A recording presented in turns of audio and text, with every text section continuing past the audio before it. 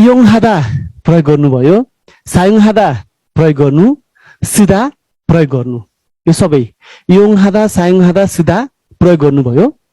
अनि हयोङ हराक हगा यो तीनटै भनेको अनुमति हो। अनि इक भनेको नाफा प्रॉफिट फाइदा। फुरिइक सोनसिल सोने घाटा अथवा बेफाइदा लस भन्न खोजेको हो। ल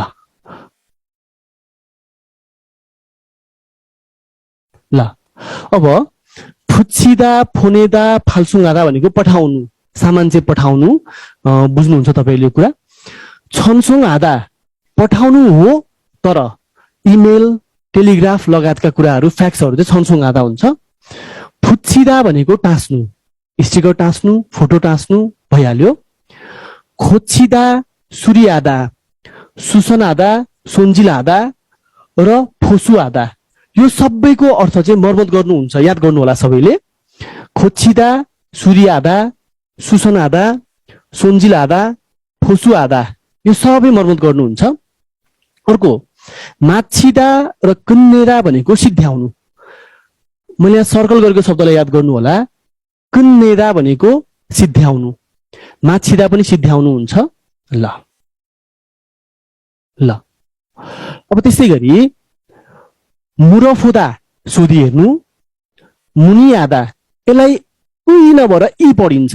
मुनियादा भनेको सोधपुछ गर्नु, आराफुदा जानी हेर्नु, साङदामहादा परामर्श गर्नु, या खादा पैसा नतिरी बुक गर्नु।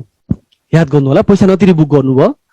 जस्तो म बेलुका रेस्टुरेन्ट जान चाहे, हामी 10 जनाको समूह छ, हामीले फोन गरेर मलाई रेस्टुरेन्टमा 10 जनाको सिट राखिदिनुस् है भने त्यो चाहिँ या खादा भयो, बुझ्नु होला।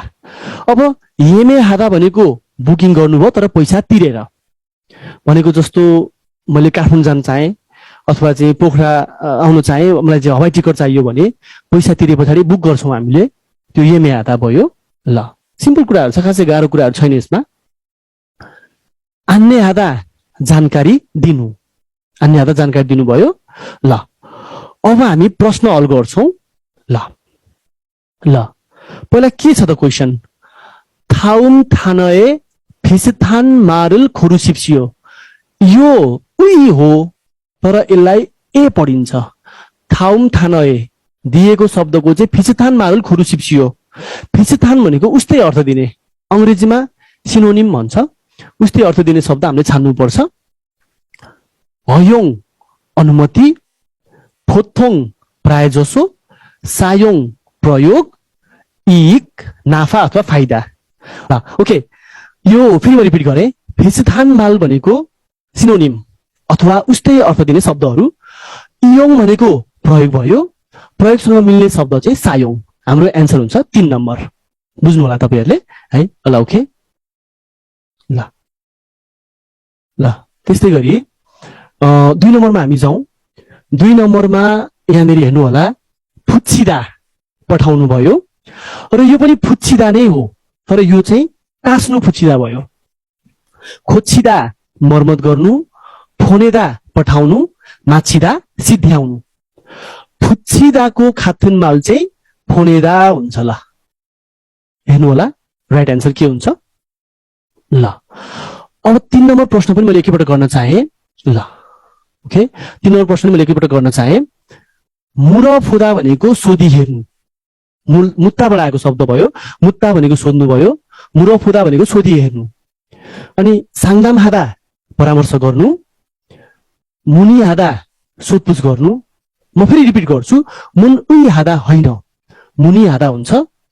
या खादा बुकिङ गर्नु, अन्य हादा जानकारी गराउनु अथवा जानकारी गर्नु भन्ने अर्थ लाग्छ। भने पछाडि मुरफुदाको खातुनमाल चाहिँ तपाईहरुले हेर्नु होला, मुनि हादा सोधपुछ गर्नु। ल सबैले बुझ्नु भएको छ यहाँनिर? ओके ल